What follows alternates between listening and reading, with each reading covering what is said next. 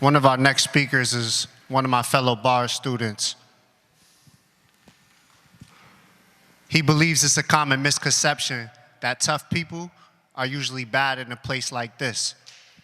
But his philosophy is that you can be both tough and good. And his joint speaker has a lot of courage to take this stand, to take the stage and stand side by side with one of us. Please, everybody, give a round of applause to John Giuca and Officer Hussein. During my 18 years in prison, I took a tour of the state. From downstate to the North Country in Western New York, and from segregated confinement to population. I've served a lot less time, and I've done most of it right here at Coxsackie Correctional Facility. Oftentimes, it's hard for me and my fellow prisoners to see that in order to work here, sometimes you have to have the patience of a Jedi Knight. We may ask a correction officer a question or for something tangible like soap or toilet paper, not realizing that it might be the 50th question or request that they had to field that morning alone, and it probably was. I saw what they go through when I got a porter spot, which is the job assignment where you're out cleaning the cell block while everyone else is locked in their cells. The result of being out of your cell while everyone else is locked in and every one of them needing something, whether it was something physical or they just had a question and needed some information, is that sometimes you could start to feel overwhelmed and it's frustrating. So I saw what they go, or some guys even take kindness for weakness too. So I saw what they go through on a day-to-day basis, and how frustrating it can be, and how it takes serious fortitude to not let it change you. Housing units, like a lot of other job assignments, come with their own unique challenges, variables, and personalities. Correction officers often find themselves wearing a lot of different hats and working with a lot of different civilian staff in order to ensure that needs are met and that valid requests are addressed, no matter how numerous or obscure they may be. We as prisoners have to try to remember that the same people who watch over us every day are not the same people who put us here. We either did that to ourselves, or in some cases, someone else did that to us, but it wasn't the correction officers who put us here. They're just regular people who happen to get a job with the state. And so we're stuck here, sometimes they get stuck here, and we have to make it work. Stuck. That's a terrible choice of words.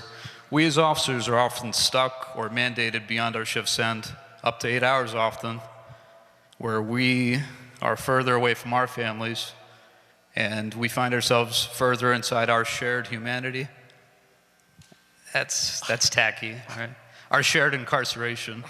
Yeah, that'll stick.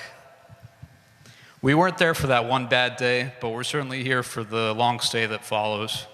We are paid observers, yes, but in order to be able to do our jobs as professionals, we have to look past the act that brought these incarcerated individuals here and instead look at the people that are standing before us.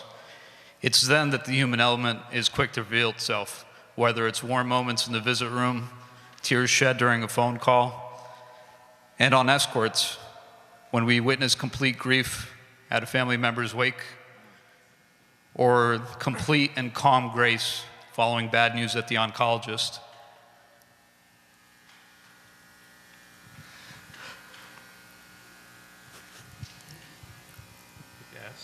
Yes, no, yes. Officers are usually the first people that incarcerated individuals go to when they need someone to confide in or when they need objective advice. We really are in this together.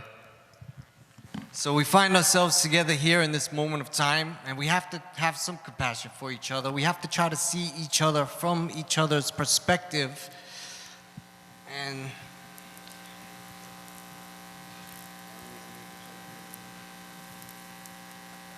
try to make it work. It's contagious. In her book, Semicolon, Cecilia Watson, who's also a Bard professor, said that anytime humans get involved with anything, there's always the opportunity for our best and most beautiful qualities to come out. But there's equally the opportunity for our cynicism and our petty little hatreds to rear their ugly heads.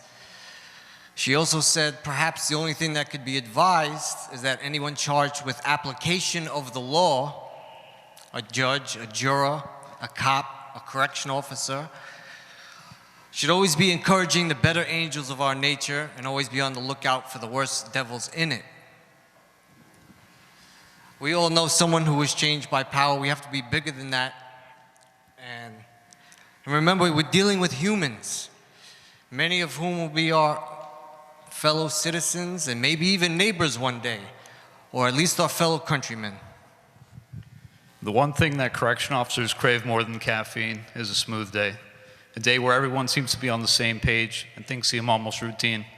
With the bulk of my career still ahead of me, I look forward to those smooth days, and the approach that I'll take to get to them is one that is fair, firm, and most importantly, consistent.